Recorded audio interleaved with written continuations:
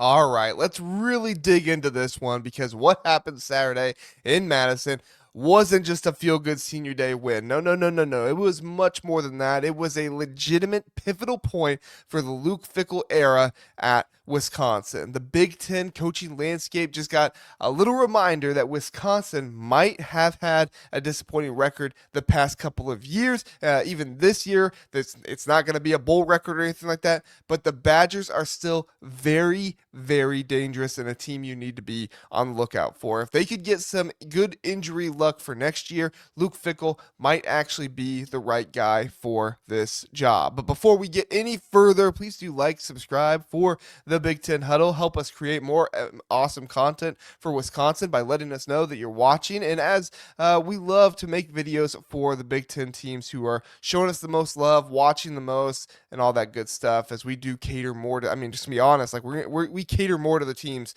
that watch us the most. I'm not going to sugarcoat it to you. So let's get back to the game.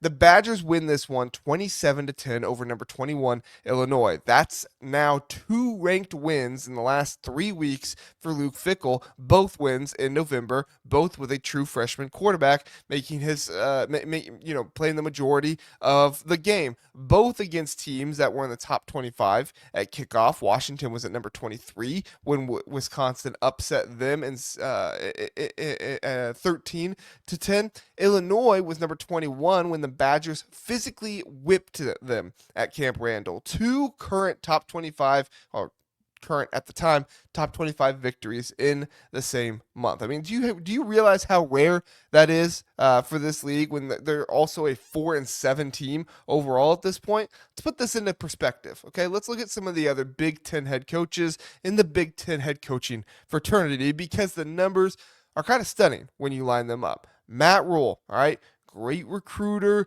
big personality guy, always has something to say about college football and everything else going on. You love him, you hate him. It is what it is. Nebraska's got a whole lot of great hope under him. He is now in year 3 at Lincoln. He has 2 total ranked wins in his entire career. Luke Fickell just matched him in 3 weeks. PJ Fleck, Mr. Row the boat, culture king, 9-win seasons aren't uncommon for him, all that good stuff.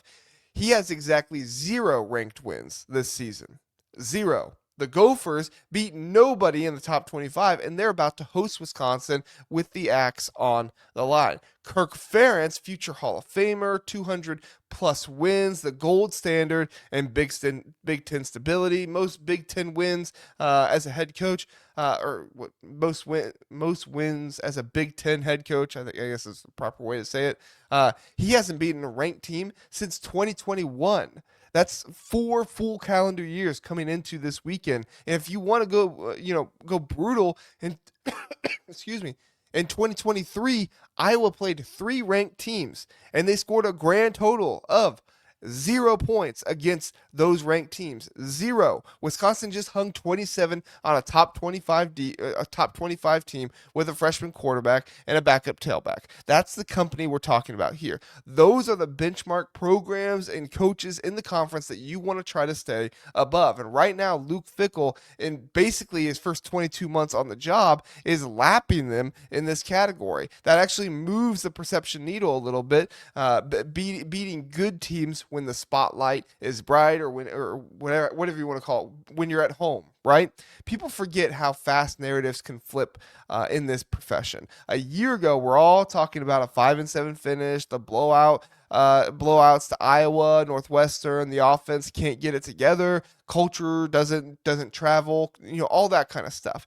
It was fair last year, don't get me wrong, and the calls to have him fired this year were fair too. I was actually a part of them. Like, I get it. I get why you would want him to be fired, and I think it's fair. But look at what happened since Halloween this year.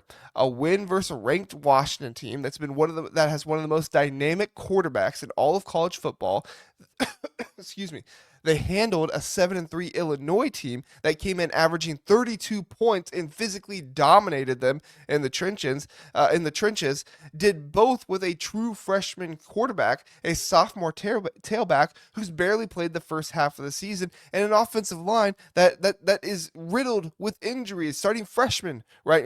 Playing freshmen right now. Defense is now top 20 nationally in yards per play allowed over the last month, and 5+ sacks in each of their last 3 games. 5+ sacks. I'm sorry, I double checked myself there. Top 20 now nationally in yards per carry allowed. All right, not yards per play overall. Anyway, this is not smoke and mirrors and not moral victories. That's 2 marquee wins in November, showing the growth of Luke Fickell and the way that they're doing it. Smash mouth, defensive dominant. Looks like the identity that Wisconsin fans have come to know about their program over the years, right? Luke Fickell came in, wanted to change things up. Now he's starting to go back to it, albeit more by necessity than anything else, but he's starting to go back to it a little bit more, and you're starting to find success in that area. Next week, they go to Minneapolis. If they win that, Fickell finishes the regular season with 2 ranked wins and a huge win over a rival to give these guys a lot of momentum heading into next year. I know they would still finish 5-7, and there would be a lot of questions about what's going to happen, but this end of the season is the kind of stretch that completely rewrites the storylines heading into the offseason, where Wisconsin finally gets to have some real NIL and portal resources to pair with a really, really good culture and a crop of young, talented players. I'm not sitting here, listen, I'm not sitting here saying that Wisconsin's going to win the Big Ten or anything like that in 2026, okay? Obviously, stranger things have happened. Something like that definitely could happen, I suppose, but I'm not saying that's going to happen. But from where I watch every snap in the league, the perception of Luke Fickell just did a complete 180 in real time. A month ago, the hot seat whispers were creeping in. I mean, not even creeping in. They were red hot. People wanted him fired. But today, he's got as many ranked wins this season as Rhule has in his career, more than Fleck has this year, and more than Ferentz has had since 2021. And he did it while breaking in a freshman quarterback and a defense that is finally, playing angry. They're playing some of their younger dudes right now. They're not even completely healthy, but the way these younger guys are playing, it's not just about turning the page. That's ripping out the old chapters and starting a new one. If Wisconsin handles business next Friday and gets the axe back, Luke Fickell walks into the offseason with undeniable momentum, a clear identity, proof that he can be the guy in the building. And honestly, it works out well if you're not going to a bowl game or something like that. You have more time to recruit. You have more time to get into the portal, especially with some more financial backing,